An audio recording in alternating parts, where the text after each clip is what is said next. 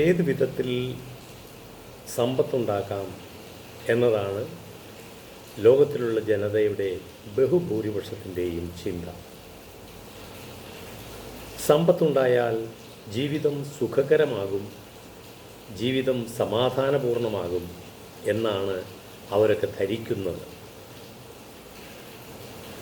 എന്നാലോ സമ്പത്ത് കൊണ്ട് നിരവധിയായ കഷ്ടതകളും ദുരിതങ്ങളുമാണ് അവർക്ക് വന്നു ചേരുന്നത് എന്നതാണ് ചരിത്രം നമ്മെ പഠിപ്പിക്കുന്നത്. ഈ അടുത്തിടെ ഉണ്ടായ ഒരു ധനവാൻ്റെ, ഒരു കോടീശ്വരൻ്റെ ദുരിതപൂർണമായ ജീവിതാവസാനം വേറെ ആരുമല്ല, CJ റോയ് എന്ന മലയാളി ഏറ്റവും വലിയ കോടീശ്വരൻ എന്ന് സ്വയം അഭിമാനിച്ചിരുന്ന ഒരു മനുഷ്യൻ സ്വന്തമായി നിറയൊഴിച്ച് മരണമടഞ്ഞു, ആത്മഹത്യ ചെയ്തു എന്നത് നമുക്കറിയാം. അതിൻ്റെ പിന്നിൽ നിരവധിയായ കഥകളുണ്ട് എന്നാണ് നാം കേൾക്കുന്നത്. ജീവിതത്തിൽ നൈരാശ്യം നിറഞ്ഞു, ഒടുവിൽ അദ്ദേഹം ആത്മഹത്യയ്ക്ക് വഴിപ്പെട്ടു.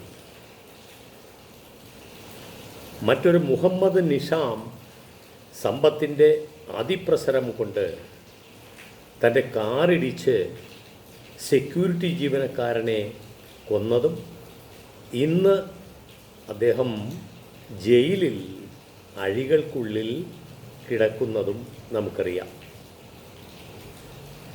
സമ്പത്ത് അധികമായി ആഗ്രഹിച്ച് സമ്പത്ത് ധാരാളമായി ഉണ്ടായിക്കഴിഞ്ഞപ്പോൾ തനിക്ക് വന്ന ആ ചിന്താഗതിയുടെ മാറ്റം, എല്ലാമായി എന്നൊരു തോന്നൽ, ഇത് പലരെയും സ്വാധീനിച്ചേക്കാം. എന്നാൽ ഞാൻ അങ്ങേയറ്റം അഭിനന്ദിക്കുന്ന മറ്റൊരു വ്യക്തിത്വമാണ് ലുലു ഗ്രൂപ്പിൻ്റെ ചെയർമാൻ ശ്രീ യൂസഫ് അലി അവർകൾ. അദ്ദേഹം എത്രയോ പേർക്ക് തൻ്റെ കഴിവ്, തൻ്റെ സമ്പത്ത് വിനിയോഗിക്കുന്നു, പങ്കുവയ്ക്കുന്നു. ധാരാളം പേരെ ജോലി കൊടുത്ത് സഹായിക്കുന്നു. അതുപോലെ അർഹരായിട്ടുള്ള ധാരാളം പേർക്ക് തൻ്റെ സമ്പത്ത് പങ്കുവയ്ക്കുന്നു. ഇതാണ് യഥാർത്ഥ സമ്പത്ത്, ഇതാണ് യഥാർത്ഥ ധനവാൻ. തനിക്കുള്ളത് മറ്റുള്ളവരുമായി പങ്കുവയ്ക്കണം, പങ്കുവയ്ക്കാനുള്ളതാണ് എന്ന ചിന്തയാണ് അദ്ദേഹത്തെ ലോകോത്തര വ്യക്തിത്വത്തിൻ്റെ, നല്ല വ്യക്തിത്വത്തിൻ്റെ ഉടമയാക്കി മാറ്റുന്നത്.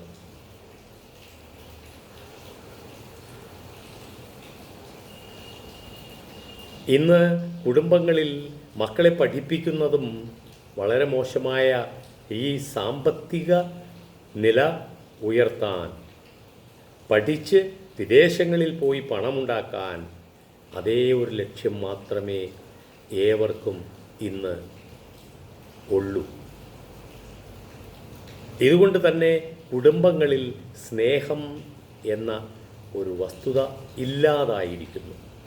എന്തൊരു ദയനീയമായ അവസ്ഥയാണ്. അതുകൊണ്ട് ഏറ്റവും വലുത് നമ്മുടെ സമാധാനമാണ്. സമാധാനമാണ് ഏറ്റവും വലിയ ധനം എന്ന് നമുക്ക് മനസ്സിലാക്കാൻ സാധിച്ചാൽ നാം വിജയിച്ചു. അതിനേവർക്കും സാധിക്കട്ടെ. ഉള്ളതിൽ തൃപ്തി കണ്ടെത്തി സമ്പന്നനാകാൻ നമുക്കേവർക്കും ശ്രമിക്കാം.